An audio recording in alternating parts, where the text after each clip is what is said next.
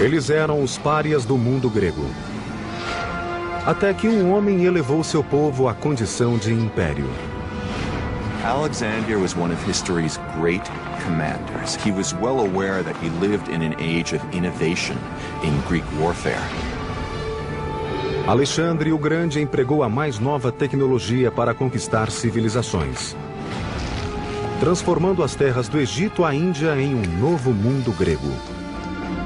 Greeks have conquered the known world, so they're exporting their way of life because they think it's the best way of life. It's the best way that any human can live. Mas não há reino sem um rei. E após a morte súbita e misteriosa de Alexandre, seu império desmoronou tão rápido quanto surgiu.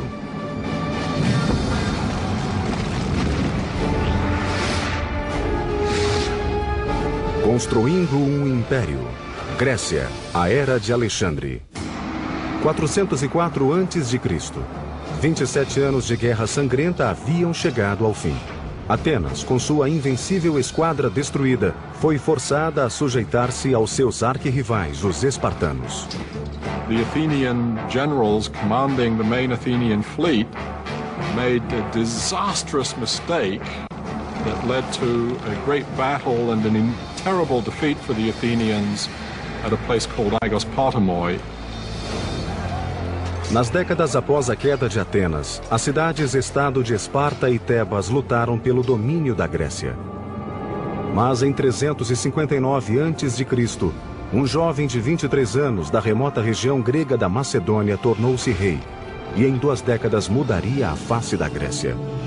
Seu nome era Filipe II. Macedon was a funny Greek state. It was always a bridesmaid and never a bride. It had lots of potential, both in manpower and natural resources, but it had never managed to get its act together. Os gregos das cidades-estado consideravam os tribais macedônios incivilizados. Porém, após 20 anos, Filipe os havia unificado e transformado na mais temida máquina de guerra que a Grécia já vira.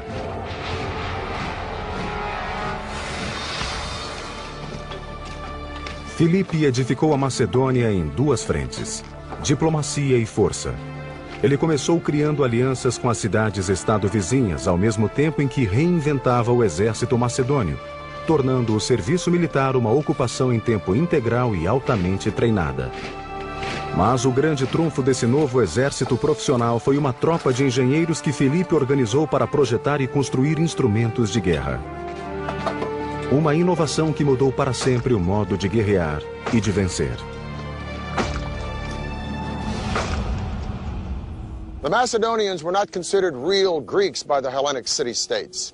They came from a tribe called the Macedoni, and they'd been fighting barbarians for so long that they were considered barbarians themselves. However, Philip II was no barbarian. Or if he was the most brilliant barbarian the world had ever seen. Hello, I'm Peter Weller. The pillar of Philip's military strategy was his combination of cavalry with infantry. And the pillar of his infantry was a formation called the phalanx, a rectangle group of foot soldiers that traveled very lightly at a marching speed few other armies could equal. A falange fora utilizada pelos gregos durante séculos. Filipe acrescentou-lhe uma arma nunca antes vista em um campo de batalha. The innovation that Philip did was changing the shape of the phalanx and introducing this long weapon called the sarissa. So the phalanx became like a huge tank. A sarissa era uma lança com quase 5,5 metros, capaz de devastar um inimigo antes que este pudesse contra-atacar com espadas ou lanças mais curtas. Basically, you plant the head of your pike against the guy and push him back. And the effect is a little bit like, you know, when a kid tries to attack him and you put your hand on the kid's forehead and his little fist is swinging like this, but they can't reach you. That's what the pike enables Philip's infantry to do. Soldados bem treinados, bem equipados e disciplinados deram à falange macedônica a vantagem contra táticas tradicionais de batalha. Mas a tecnologia bélica é que tornaria o exército de Filipe invencível. For much of their military history, the Greeks were not particularly good at siegecraft. Beginning around 400 BC or shortly afterwards, the Greeks begin to take a quantum leap. Arco e flecha haviam sido uma arma de guerra durante milênios, mas a potência do arco era limitada à força do braço de um indivíduo. Uma das primeiras inovações dos antigos gregos em engenharia militar foi um arco capaz de utilizar a força de todo o corpo humano e não apenas do braço. The earliest weapons of siegecraft that the Greeks developed are essentially crossbows, and they're called belly shooters, gastrophetes. You had a much bigger thing that had a kind of U-shaped element at the end that you pressed against your abdomen, and then you drew back the bow with both hands, pressing it with your torso at the same time, so you could create a much greater force of tension. O gastrafetes foi uma evolução mortal do arco e flecha, mas para sobrepujar os exércitos do mundo, Filipe precisava de mais potência. In order to do even more damage, they need to come up with yet another generation of weapons. They need to invent what we might call the torsion catapult. The torsion catapult basically creates springs by twisting sinews, or in some cases horsehair, or in emergencies even human hair. You create thick ropes of them and then twist them together. Os engenheiros gregos projetaram um aparelho que funcionava como um gastrafetes montado sobre uma plataforma. Chamaram-no de oxibeles ou lança-dardos. Ao invés de usar o corpo para dar potência, o retesamento criado pelo oxibeles provinha de cordas torcidas até um ponto máximo de tensão.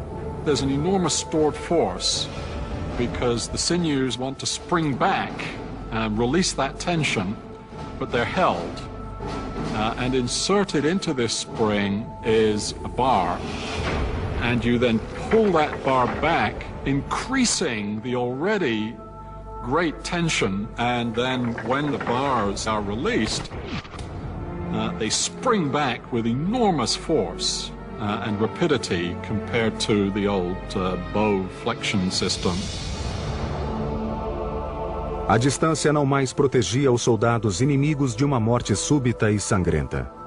Quando disparado, o oxibeles podia perfurar escudos e armaduras ao alcance de 400 metros, originando o termo que ainda hoje usamos: catapulta.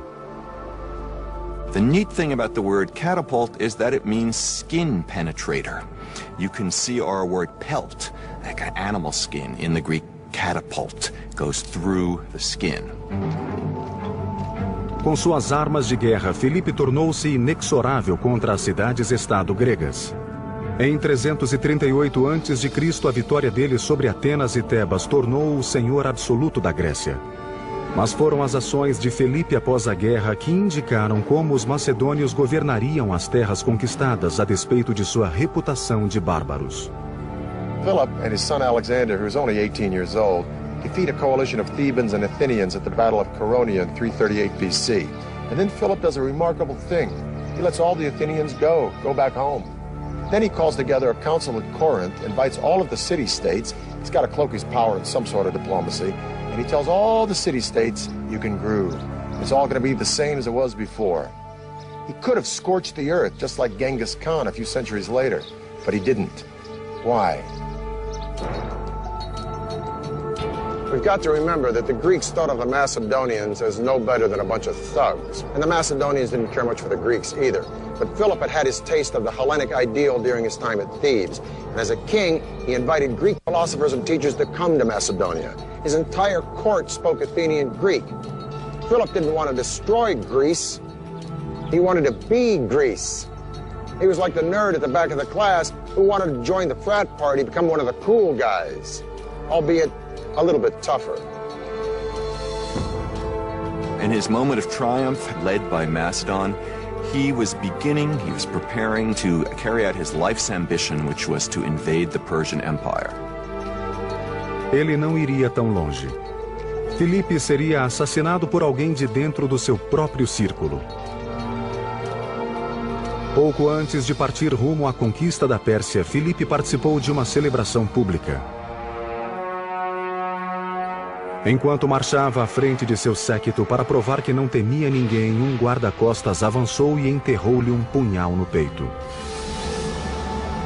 O homem que unificara a Grécia estava morto aos 46 anos.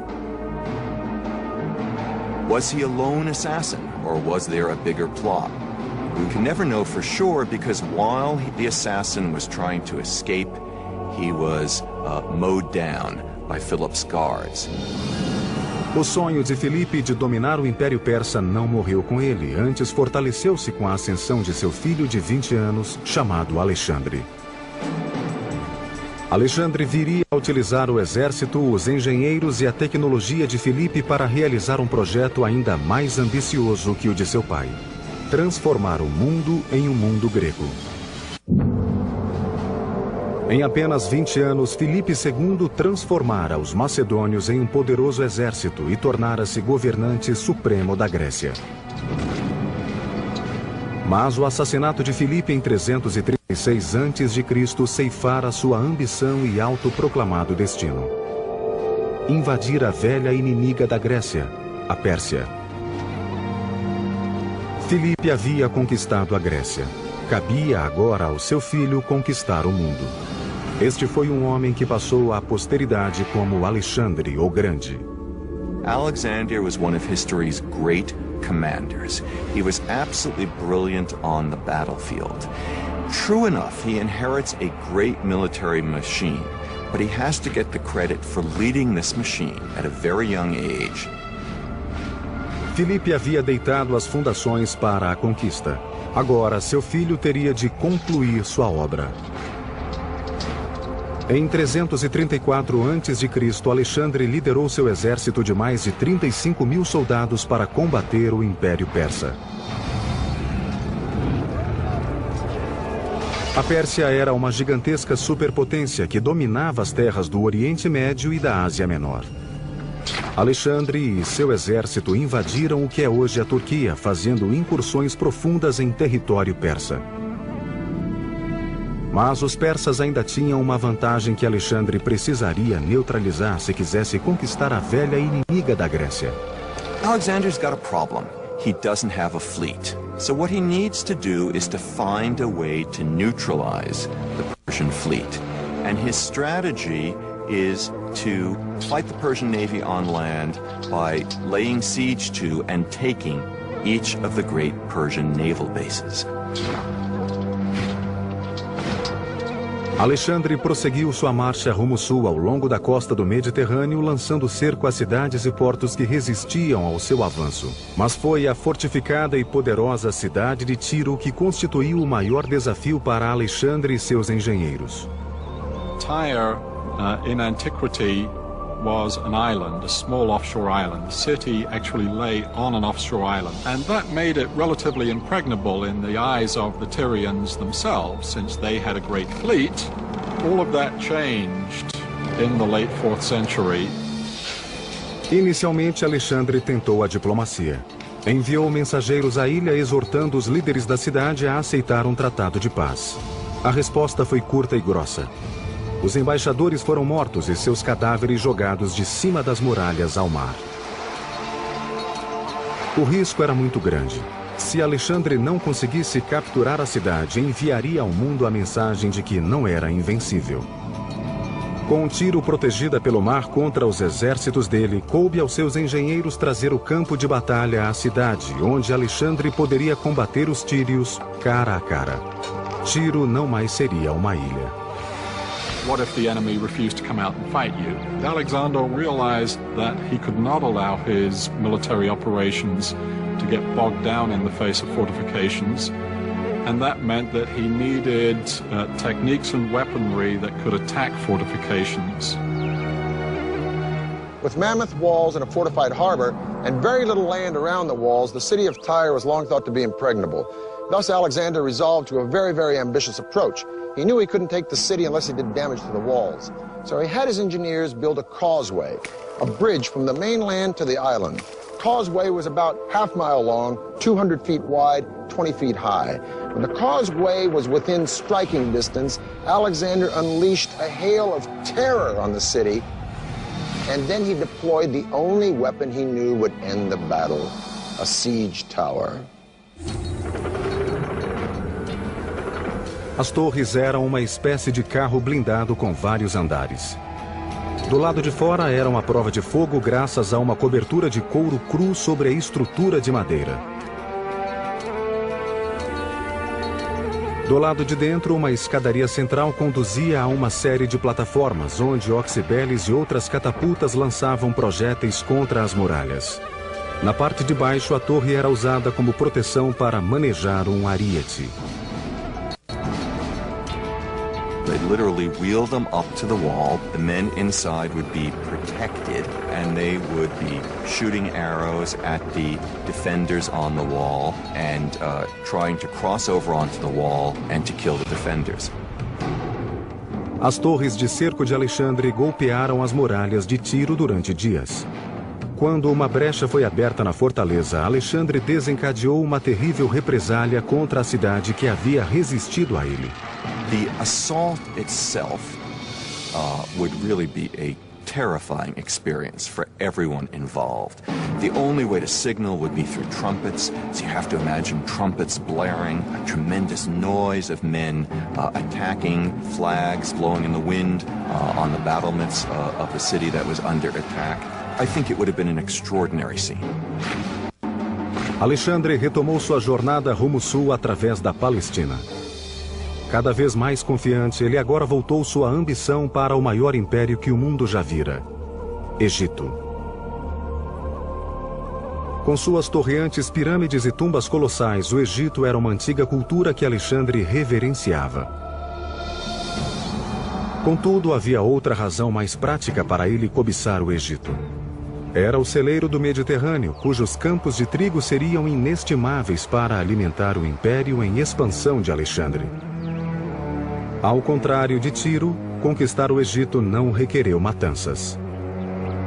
Alexander entered Egypt as a liberator and as a figure of extraordinary powers.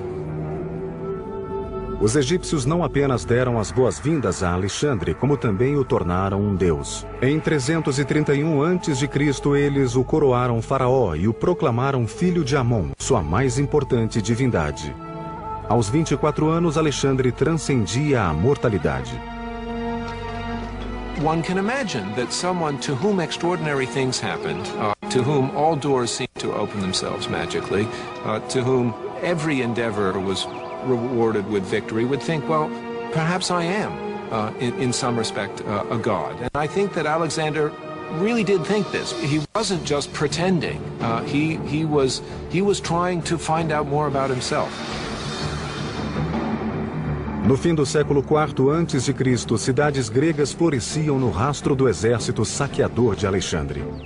Essas cidades serviram como centros de controle e administração, mas sobretudo como irradiadores da língua e da cultura gregas.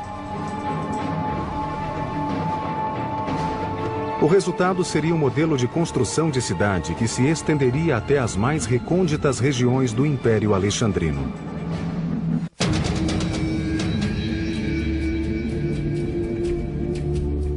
Em 325 a.C., Alexandre havia expandido suas fronteiras quase 4.800 quilômetros da Grécia até a Índia. O exército dele pode ter sido uma máquina destruidora, mas o legado de seu império foi um novo mundo grego.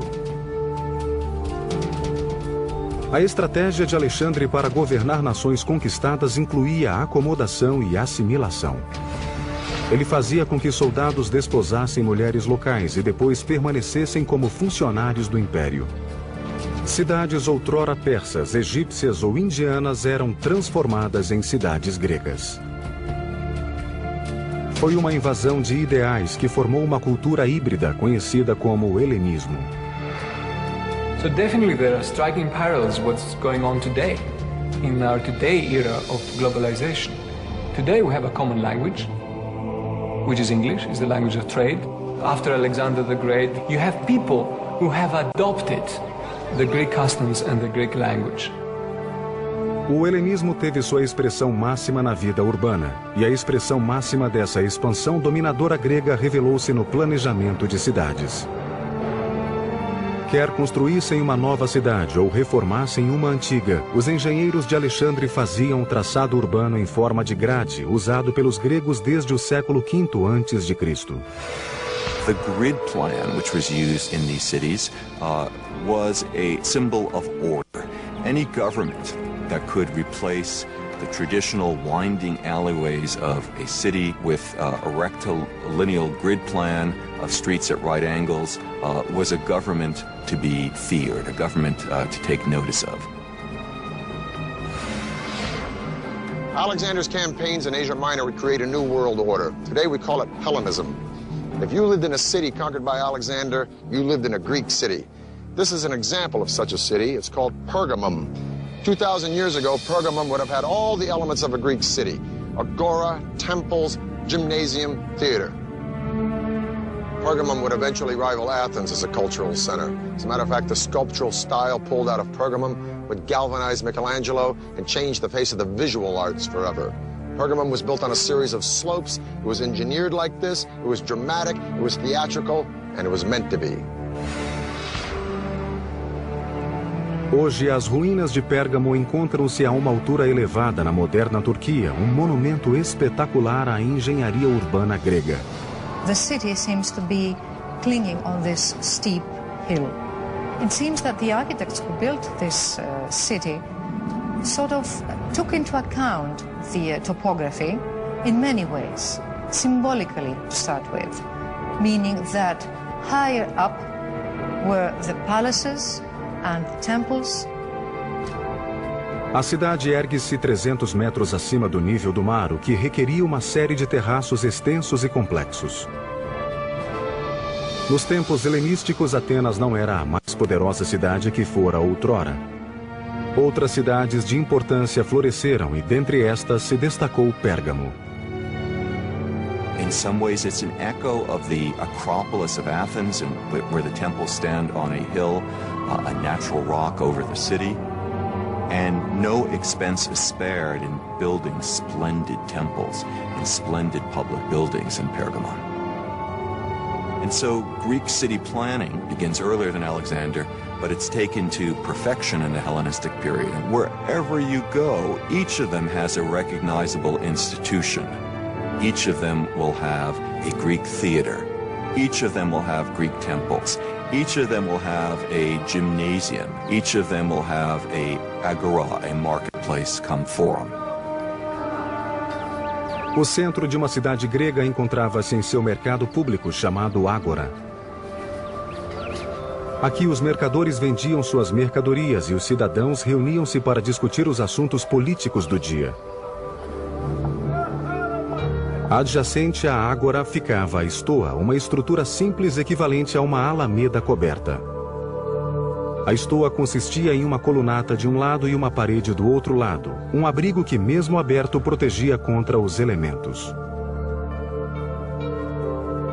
O Ágora e a Stoa eram o coração econômico, público e político da cidade helenística, mas sua alma cultural jazia em outra maravilha da engenharia, a mais importante nas cidades helenísticas: o teatro. The theater is basically an Athenian invention. Drama is, above all, democratic. It develops in Athens concomitantly with the Athenian democracy. Theatre was an essential and very important aspect of the Greek outlook to the world, how they thought of themselves and how they thought of the world. And I think to many people's opinion is one of the great legacies that the ancient Greek civilization has bestowed upon us today. Teatros na Grécia Antiga não eram apenas fóruns para comentários sociais. Eles inspiraram os romanos na edificação de coliseus e estabeleceram o padrão para a construção de estádios nos 2000 anos seguintes. Separate your men by tribe, by clan, such that clan may bear aid to clan and tribe to tribe. Thus spake Nestor to Agamemnon in the Iliad. And those words might have been said here, because one of the great gifts of Greek culture to the world is theater and music. This is a Greek theater at Pergamum. It is the steepest of its kind. Now, a Broadway theater, and I've played in a few, holds between 800 or 900 people and maybe 2,000 if it's a musical house. This theater holds thousands and thousands and thousands of spectators. So how in the heck can an actor stand on that stage and project his voice such as that the spectator in the very last row at the back of this theater can hear what he's saying? Well, the answer is sort of an engineering feat. The theater, first of all, is dug out of the side of a mountain, and it doesn't need a very big substructure because the side of the mountain provides the support for these stone benches. Second of all, the theater is in a semicircle, and the semicircle gives way to an amazing sense of acoustics. You can stand on that stage and you can almost whisper, and someone in the very back row would hear you as if you were speaking right into his ear because the sound would bounce off the back wall. Third thing is that the actors wore masks. And these masks not only function as character, but they also function as sort of a megaphone through the lips. So these three elements combined, this theater would be a fantastic place to come and hear the Agamemnon performed by Aeschylus. I think undoubtedly the best preserved ancient Greek theater, the theater at Epidauros in the Argolid Peninsula in the Peloponnesus. Os teatros gregos eram divididos em três partes básicas. O teatron, ou área de vista, onde a audiência se sentava. A orquestra, ou área dançante, onde ocorria a maior parte da ação. E o esqueme, construção de madeira posta de trás da orquestra. O esqueme, com seu teto chato, era usado para camarins, pano de fundo e às vezes como cenário. O Teatro de Epidauro tem 55 filas de assentos e é dividido em 3 seções. Escadarias dividem as seções de assentos em fatias separadas. Ao todo, estima-se que este gigantesco teatro tenha capacidade para 12 a 14 mil pessoas. Mas é a engenharia acústica que torna o Teatro de Epidauro espetacular. If you're sitting up in the top row, you're a long way away from the stage. And the person who's down in the orchestra or on the stage looks quite tiny. And yet, you can have a conversation with that person with only a slight elevation of your voice.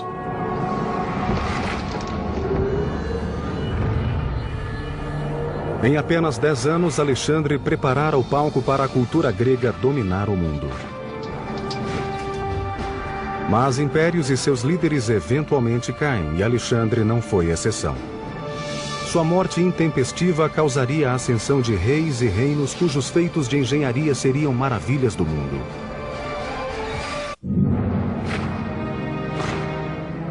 Em 323 a.C., Alexandre havia lavrado um império que se estendia da Grécia a oeste, passando pelo Egito até a Índia a leste. Suas conquistas dependiam do uso de tecnologia avançada por parte de seu exército, mas também do lendário talento de Alexandre para assegurar a lealdade de milhares de homens. Porém, após 13 anos e milhares de quilômetros de batalha permanente, essa lealdade foi levada até o limite.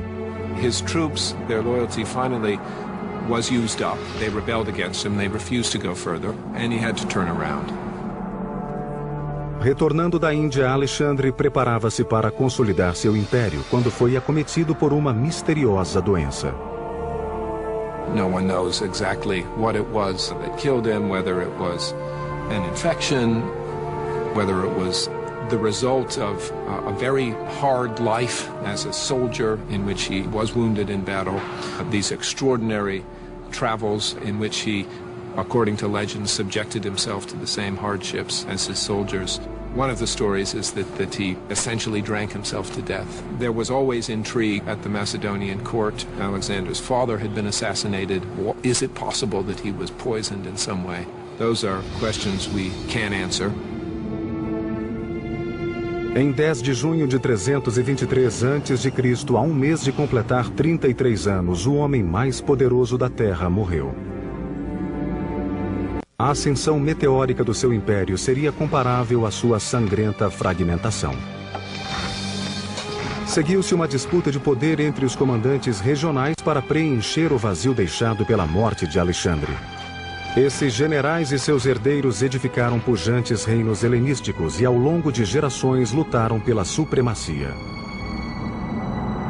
A terra do Egito caberia ao general Ptolomeu, que fora designado para supervisionar o rico território no Nilo. Ptolomeu viria a edificar um reino que combinaria as culturas grega e egípcia em uma dinastia destinada a durar 300 anos. Ptolemy I was a man who had made a career as a military commander and advisor under Alexander. What he therefore wanted was as rich and secure a portion of that empire as he could get.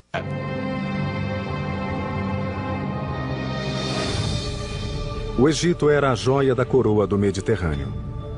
Seu superávit de grãos tornaria Ptolomeu o governante do celeiro do mundo antigo. O plano de Ptolomeu era assegurar sua legitimidade tanto como rei do Egito quanto como verdadeiro sucessor de Alexandre. Segundo a tradição macedônica, aquele que sepultasse o corpo do rei garantia o direito ao trono. Ptolomeu então sequestrou o cortejo fúnebre de Alexandre e trouxe o seu corpo mumificado para o Egito, onde descansaria em Alexandria, a mesma cidade que o próprio Alexandre fundara 15 anos antes. Sob Ptolomeu, o Egito viria a ser um reino poderoso e Alexandria seria elevada à capital intelectual e científica do mundo grego. He wanted it to be a city that joined with Greek culture and use both Greek and Egyptian technological know-how to build a new Athens, if you will.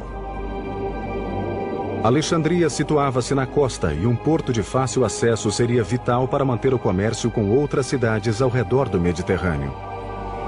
Com esse propósito, Ptolomeu ordenou a construção de um dos mais ambiciosos projetos já executados, o primeiro farol conhecido. During the night, it's shown to a great distance, and ships can actually see it from many, many miles away. And during the day, there was smoke coming out of it, so it was still very visible. It must have been a formidable thing to behold. Na época, somente a grande pirâmide de Gizé era mais alta que o farol. Consta que media 91 metros, altura comparável à da Estátua da Liberdade. Outras estimativas atribuem-lhe nada menos que 136 metros. Como o farol foi edificado, permanece um mistério. Mas a 40 quilômetros de Alexandria ergue-se um monumento funerário que estudiosos creem ser uma réplica em escala menor do farol. Com base nesse modelo, parece que o farol foi construído em 3 pavimentos separados e distintos. The lower level was square, the one above was octagonal, and the final one was cylindrical. And on top there was the beacon. No topo do farol, um intenso e contínuo raio de luz emanava oceano afora. Estudiosos creem que madeira era o combustível do farol e que a seção inferior abrigava uma rampa em espiral grande o bastante para que animais puxando carroças carregadas de lenha pudessem subir. A rampa pode ter levado a uma série de aposentos onde a lenha era armazenada.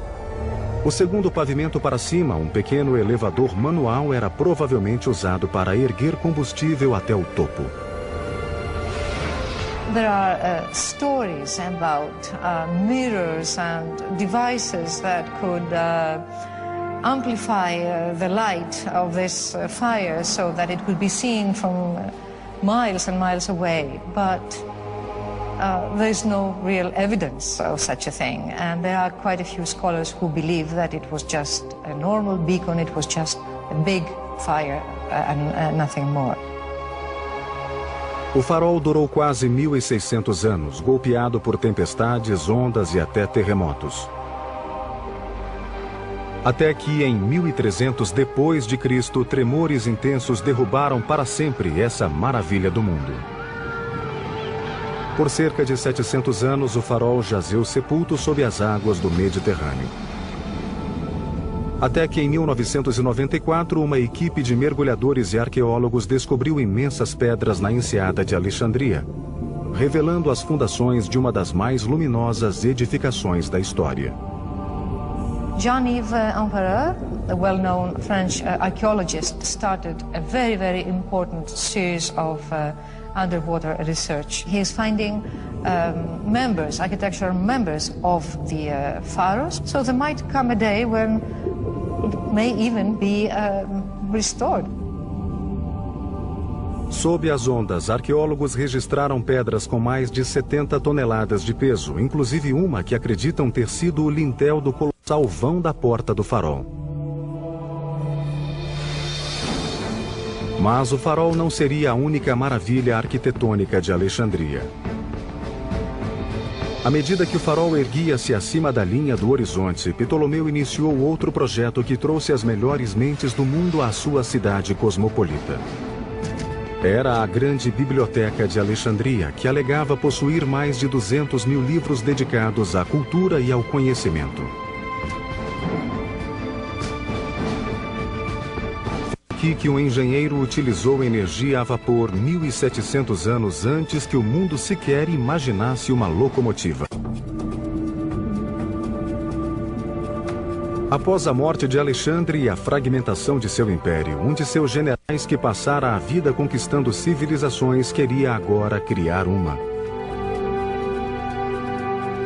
A infusão de cultura grega na riqueza egípcia deitaria as fundações para um novo tipo de cidade, destinada a se tornar a maior e mais cosmopolita do mundo antigo. Alexandria. It's the city of the world. And as such, the kings, the Ptolemean kings of the new kingdom of Egypt, created something that's completely new in the known world. Os torreantes fogos do farol de Alexandria guiavam os navios rumo ao porto. Mas foi outra visão de Ptolomeu que se tornou um farol para as grandes mentes do planeta. A Biblioteca e o Museu de Alexandria. But that does not mean it was for exhibiting something. A museum at that time meant something like a research center. It's a think tank, perhaps the world's first great think tank. And Ptolemy buys great scholars and writers from around the Greek world. And the library is the greatest repository of books in the Greek world. It had a mythical amount of scrolls, something, some say 200,000, some say 700,000. Foi no museu e na biblioteca onde, pela primeira vez na história humana, o conhecimento tornou-se um artigo a ser acumulado e compartilhado. Na verdade, algumas descobertas científicas feitas em Alexandria 200 anos antes de Cristo só seriam aceitas 1.800 anos mais tarde. Pupilos aprendiam que a Terra era redonda e um dos grandes astrônomos, Eratóstenes, calculou a circunferência da Terra e errou por menos de 1%. So it's perhaps a very interesting story that the Ptolemean kings, whenever a ship will come into Alexandria, the first thing that the captain had to do is had to declare if he had any papyri, any works of philosophers or science on board. They were taken to the library to be copied, but usually they gave the captain back a copy and not the original. Embora Ptolomeu fosse um grego macedônio, o segredo do sucesso de sua dinastia no Egito foi sua assimilação da cultura egípcia. A própria família de Ptolomeu não hesitou em adotar costumes egípcios. O filho de Ptolomeu, Ptolomeu II, chegou a casar-se com sua própria irmã, Arsínoe. There had been a tradition in the Egyptian pharaonic families of brother-sister marriage and there was a sense that a figure like that couldn't just marry any old ordinary mortal, and that eventually only a sister who sort of shared his divine origins was an appropriate companion and spouse. Os Ptolomeus podem ter usado tradições egípcias para elevar-se à categoria de deuses, mas no final, como todos os faraós antes deles, esses reis ainda não eram mortais. Ptolomeu não veria todos os seus sonhos para Alexandria realizados. Ele morreu em 283 a.C. de causas naturais, antes que a biblioteca e o farol estivessem concluídos.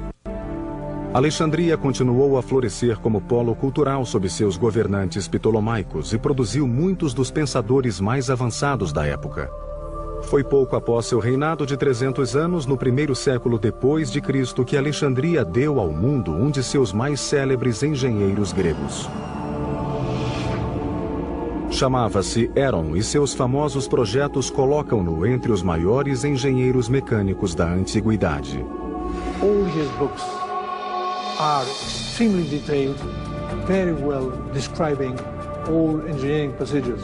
But Hieron himself also was good in the sense that he has an inclination in favor of arts. We must remember that in ancient Greek, the word art was meaning also technology. Os projetos de Heron tinham muitas aplicações práticas, incluindo ideias para extintores de incêndio, odômetros e até portas automáticas.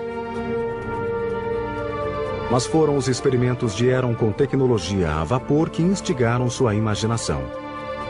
A primeira máquina a vapor foi construída na Inglaterra por volta de 1700 d.C. Cerca de 1600 anos antes, Heron construiu o precursor da máquina a vapor chamado Eulípila. It was a metal sphere put up in such a way so that it could rotate freely and had two tubes applied. When filled with water and heated from below, steam developed and started to turn to put the sphere into motion, thereby turning air into something very useful, something that you could control. We maintain that under other historical circumstances, this industrial revolution could possibly have taken place in Alexandria after a couple of centuries. The essence was there. The interesting thing about the steam engine of Hero is that the guy discovered steam power. Okay, so the question beckons, how comes they didn't use steam power?